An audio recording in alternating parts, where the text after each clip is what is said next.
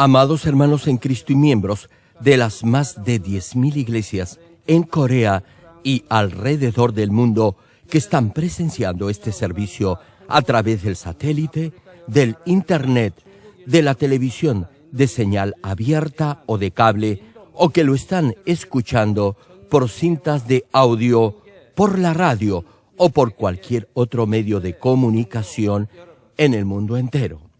Hoy, antes de empezar la prédica, permítanme contarles una vieja historia. Había una vez una ranita mamá y su hijo. Este hijo era tan desobediente que siempre hacía lo opuesto a lo que su mamá le decía. Hermanos, si están viviendo esta clase de vida cristiana, espero que ahora mismo se arrepientan. Hay algunos que, si Dios les dice que deben ir al este, van al oeste. Y si les dice que deben ir al sur, van al norte. Si Dios les dice que no hagan algo, lo hacen. Si les dice que rechacen algo, no lo hacen. Y si les dice que cumplan con algo, no lo cumplen.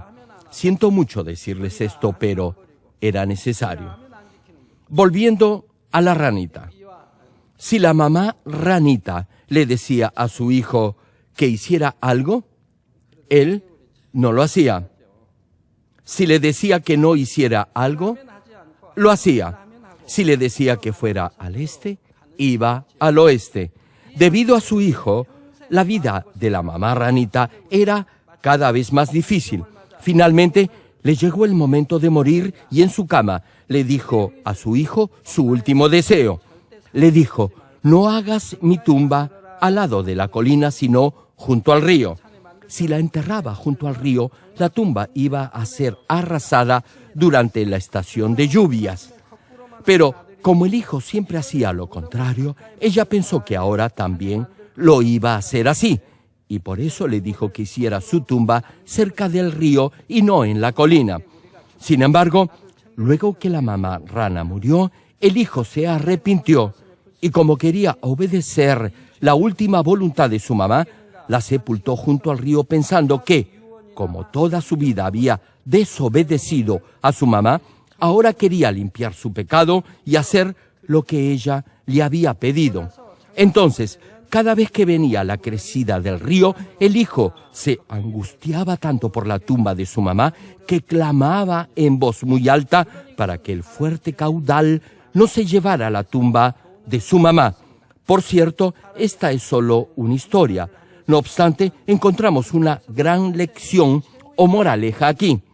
Hermanos, durante su vida el ser humano dice muchas cosas, pero generalmente se considera que la última voluntad de alguien es el legado más importante que tiene que dejar. Aún los hijos desobedientes procuran obedecer el último deseo de sus padres. Asimismo, los padres antes de morir desean dejar alguna enseñanza positiva y de provecho para sus hijos. Esto es lo que sucedía al menos hace 40 o 50 años. Hoy en día, los hijos generalmente no obedecen la última voluntad de sus padres. Incluso hay algunos que la cambian. Si los padres indican lo que se debe hacer con el dinero de la herencia, los hijos con sus abogados cambian o anulan el testamento. No desean obedecer la última voluntad de sus padres porque arguyen que sus otros hermanos han recibido más dinero que ellos. Por eso se dan disputas y desavenencias entre familiares debido a asuntos monetarios. Hermanos, lo último que dijo el Señor Jesús mientras estaba clavado en la cruz justo antes de morir y que nos ha sido transmitido se conoce como las 7 últimas palabras del Señor en la cruz. Esta es la prédica número 16 de la serie El mensaje de la cruz, y hoy les compartiré la tercera de estas 7 últimas palabras pronunciadas por el Señor. Espero que, a través de este mensaje, pueda grabar en su corazón cada una de estas declaraciones. Oro en el nombre del Señor para que, al hacerlo, pueda siempre recordar el amor del Señor Jesús, quien dio su vida por usted. Amados hermanos en Cristo, la tercera de estas últimas 7 declaraciones la encontramos en Juan, capítulo 19, versículos 26 y 27. Y dice así: cuando vio Jesús a su madre y al discípulo a quien él amaba, que estaba presente, dijo a su madre: mujer, he ahí a tu hijo. Después dijo al discípulo: he ahí tu madre. Y desde aquella hora el discípulo la recibió en su casa. Hermano, aquí cuando el Señor dijo: mujer, he ahí a tu hijo, hijo, no se refiere al Señor Jesús, sino al apóstol Juan, quien estaba al lado de María.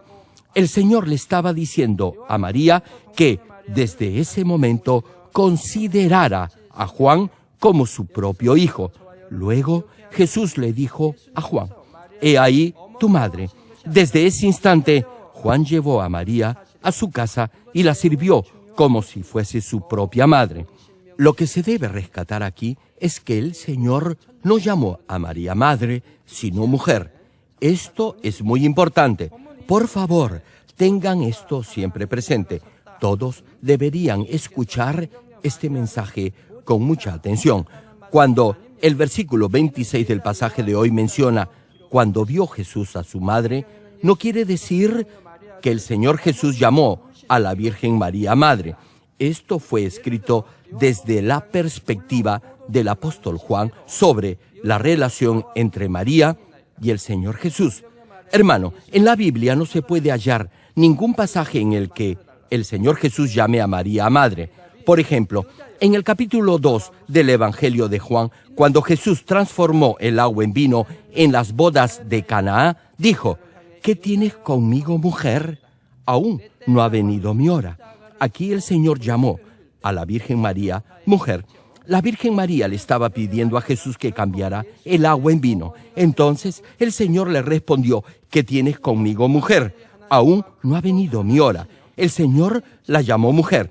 Ahora bien, mi hora se refiere al momento en el que el Señor debía llevar la cruz y derramar su preciosa sangre. La Virgen María nunca podría ser la madre del Señor Jesús. El Señor es la misma sustancia de Dios Padre y es uno con el Dios Trino. Dios, el Creador, nunca podría tener una madre.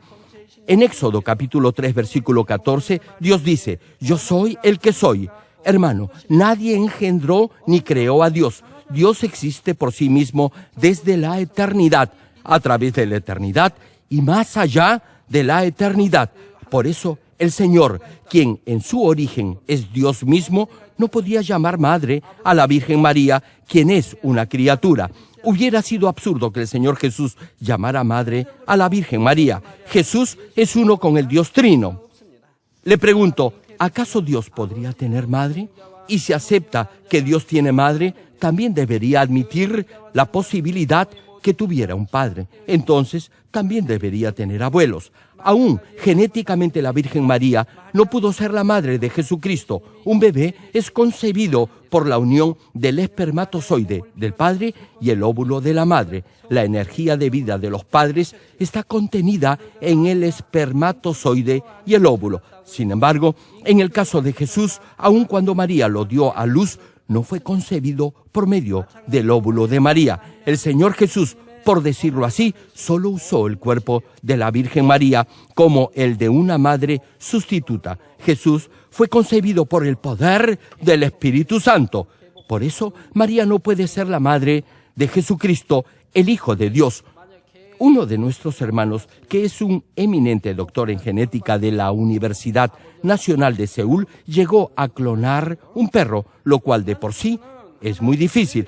Le pregunto: ¿acaso ese perro clonado podría llamar a este doctor padre? ¡Jamás! Dios desea que sus hijos adoren y sirvan solo al Dios Trino, al Padre, al Hijo y al Espíritu Santo. Éxodo capítulo 20, versículos 3 al 5 señalan sobre esto: no tendrás dioses ajenos delante de mí, no te harás imagen ni ninguna semejanza de lo que esté arriba en el cielo, ni abajo en la tierra, ni en las aguas debajo de la tierra. No te inclinarás a ellas, ni las honrarás, porque yo soy Jehová tu Dios, fuerte, celoso, que visito la maldad de los padres sobre los hijos hasta la tercera y cuarta generación de los que me aborrecen. Hermano, nunca deberá adorar una imagen, solo deberá adorar al Dios Trino. Continuando con el mensaje, cuando Jesús le dijo a la Virgen María, mujer, he ahí tu hijo, fue para consolarla. María, con toda seguridad, debe haber sufrido mucho viendo a su amado Jesús clavado en la cruz. El Señor, en su compasión, la tuvo presente y la consoló incluso en sus últimos instantes de vida. Hizo que Juan la sirviera como su propio hijo. Y al decirle a Juan, he ahí tu madre, Jesús le pedía a Juan que sirviera a María como a su propia madre. Después que María, siendo virgen, dio a luz a Jesús, tuvo varios hijos con su esposo José. No obstante ello, el Señor no le pidió a ninguno de los hijos de María que cuidara de su madre. Más bien, se lo solicitó al apóstol Juan, diciéndole, he ahí tu madre. Filipenses capítulo 3, versículo 20 cita, mas nuestra ciudadanía está en los cielos, de donde también esperamos al Salvador, el Señor Jesucristo. Hermano, en este pasaje Dios menciona el verdadero lugar al que pertenece. Como ya he dicho, los que son salvos son ciudadanos del reino celestial y debido a ello deberán obedecer sus leyes, que son las leyes de Dios. Hermanos, ustedes son ciudadanos de un determinado país, por lo tanto deben obedecer las leyes de ese país. Pero si va a otra nación, deberán igualmente obedecer las leyes de esa nación. Pero ahora su ciudadanía es del reino de los cielos. Por ello, deberán obedecer las leyes del cielo, es decir, la ley de Dios. Cuando acepta al Señor como su Salvador, su nombre es escrito en el libro de la vida en el cielo, al igual que cuando inscribe el nacimiento de un bebé en la oficina de gobierno o en la municipalidad de su localidad.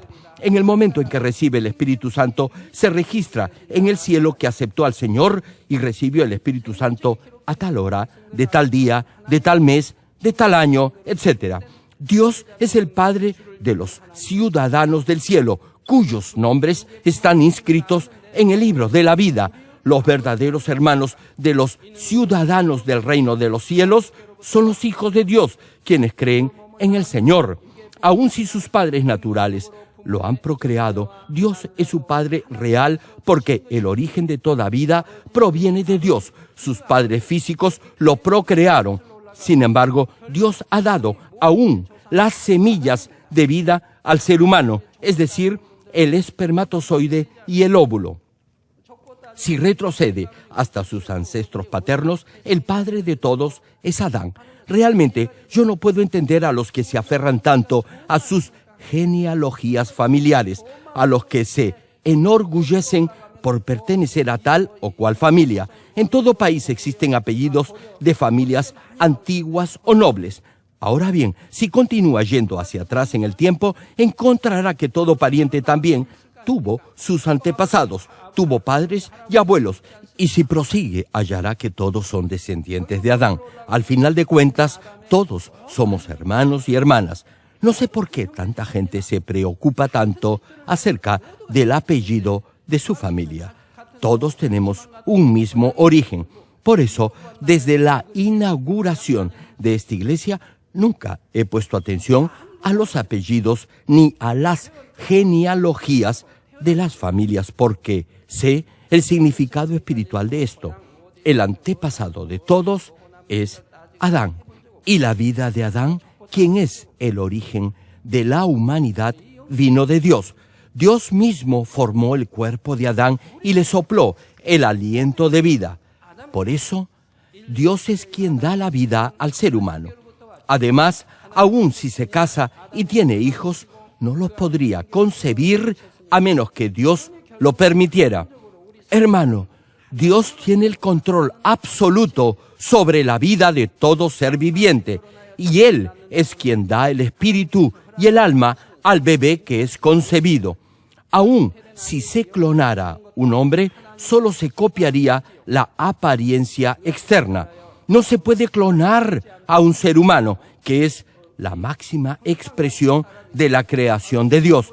Y aun si lo pudieran hacer, solo podrían copiar la forma externa, pero jamás el interior espiritual ni su parte almática.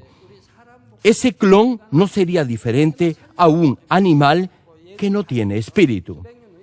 Hermano, hoy en día la ciencia ha desarrollado de tal forma que incluso la clonación del ser humano ya está en debate.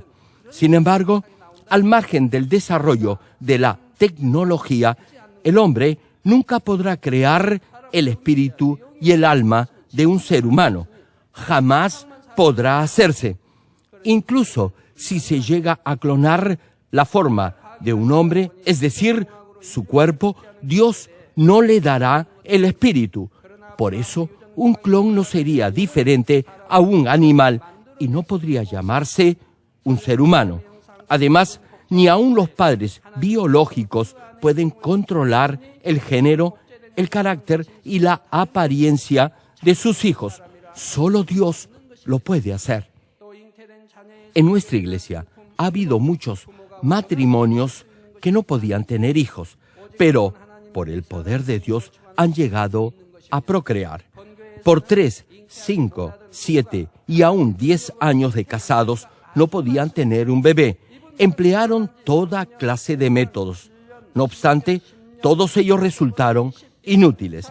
Sin embargo, cuando oyeron del poder de Dios manifestado en esta iglesia, vinieron con fe para que orara por ellos y pudieron concebir. Especialmente en diversos cultos de sanidad y milagros, Dios ha tocado mi corazón para proclamar bendición de fertilidad para parejas estériles. Oré por eso y numerosos matrimonios concibieron casi al mismo tiempo. Por ello, luego de 4 o 5 años, los niños que nacieron en esos cultos de sanidad y de milagros, todos ellos ingresaron al kindergarten o nido del colegio de nuestra iglesia. Permítanme contarles el testimonio de un matrimonio que fue bendecido con un bebé en estos cultos de sanidad y milagros. Antes de llegar a esta iglesia, un diácono y su esposa no habían podido tener hijos luego de 7 años de matrimonio. Vinieron a este servicio de sanidad y de milagros y experimentaron el obrar milagroso del Dios viviente. Dios sanó a la esposa de un tumor en la nariz que lo había tenido por 5 años y al esposo lo sanó de una úlcera crónica al duodeno. A través de esta experiencia de sanidad, su fe aumentó. Después le pidieron a Dios que los bendijera con un bebé y vinieron para que orara por ellos. Dios respondió a su oración y en el 7º año de su matrimonio les dio una hermosa hija. Sin embargo, algo trágico le sucedió a la niña cuando tenía 11 meses. En un momento de distracción de su madre, la bebé se tragó un pin o alfiler de 2 centímetros de largo. La niña comenzó a llorar desesperadamente, ya que el puntiagudo alfiler iba descendiendo por su esófago. La madre se dio cuenta de la situación y llamó para recibir la oración de sanidad que está grabada en el servicio de respuesta telefónica automática de la iglesia. Luego de recibir con fe la oración, la bebé dejó de llorar y comenzó a jugar con una gran sonrisa en su rostro. Luego de unos minutos, cuando la bebé hizo su deposición, el alfiler salió. Dios la protegió totalmente mientras el alfiler estaba saliendo a través de sus delicados intestinos. Imagínense qué cosa le podía haber sucedido a la niñita desde el momento en que se tragó ese alfiler. No obstante, como recibieron inmediatamente la oración de sanidad grabada, Dios hizo que el alfiler estuviera boca abajo y descendiera por las entrañas y luego saliera por medio del movimiento del intestino.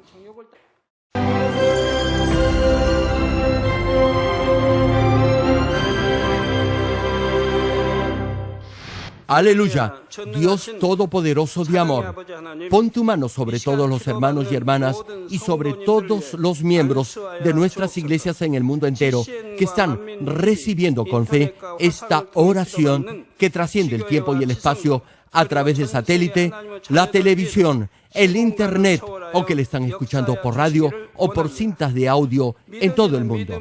Pon fe en sus corazones para que puedan creer en ti y se despojen de todo pensamiento negativo y toda duda. Líbralos de toda prueba y aflicción. Quema con el fuego del Espíritu Santo de la cabeza a los pies toda parte enferma, incluyendo toda célula, tejido y nervio, todo órgano interno e intestinos. Que la luz de tu Espíritu venga sobre ellos.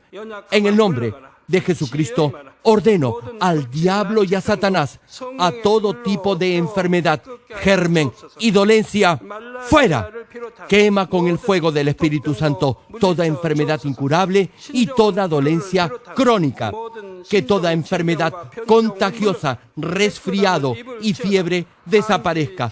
Protégelos de cualquier tipo de microbio, virus y bacteria. Sánalos de todo tipo de cáncer, incluyendo cáncer al estómago, al pulmón, al hígado, cáncer de mama, cáncer al útero, al intestino y toda otra enfermedad como el SIDA, leucemia, apoplejía cerebral, presión arterial alta y baja, enfermedades cardiovasculares y pulmonares, diabetes, enfermedades propias de la mujer, enfermedad a la tiroides y toda clase de inflamación. Quema con el fuego del Espíritu Santo toda polio, derrame cerebral, artritis y hernia. Que todo tipo de dolor de espalda, de cabeza y toda clase de neuralgia desaparezca. Líbralos de toda epilepsia, autismo, depresión, neurosis y enfermedades mentales y de toda clase de parálisis. Que los cojos y tullidos se levanten y caminen. Restaura la vista y el oído. Que los ciegos abran sus ojos, los sordos vuelvan a oír y que los mudos empiecen a hablar. Líbralos de todo tipo de accidente. Restaura los huesos rotos. Sana toda quemadura. Líbralos de toda adicción a las drogas. Regenera los nervios, tejidos y células muertas. Revive a los muertos. Bendice a los que no pueden tener hijos. En el nombre del Señor Jesucristo, ordeno al diablo y a Satanás, al príncipe de la potestad del aire y a toda fuerza del mal, fuera. Todo espíritu maligno, inmundo, de engaño, espíritu de mentira, espíritu de división, de tentación y todo otro espíritu de iniquidad, fuera. Ato a toda fuerza de la oscuridad y de maldad y que la luz de tu espíritu descienda sobre ellos. Padre, fortalécelos para clamar en oración y dales poder para desechar todo pecado y llegar a la santidad. Que tengan salud, que sus almas prosperen y que sus familias sean evangelizadas y vengan al Señor. Protégelos de todo tipo de accidente y bendícelos para que tengan una vida de éxito y prosperen todo. Guarda y protege a todos tus hijos y sus hogares, centros de trabajo y negocios con el muro de fuego del Espíritu Santo, con tus huestes celestiales y tus ángeles y con tus ojos que son como llamas de fuego. Da a los estudiantes sabiduría y perseverancia y pone en sus corazones el anhelo de estudiar y progresar. Guarda sus corazones y pensamientos de todo lo mundano y siembra en ellos un ferviente amor por el Señor. Dios, bendice a tus hijos y que todo lo que hagan sea para gloria tuya.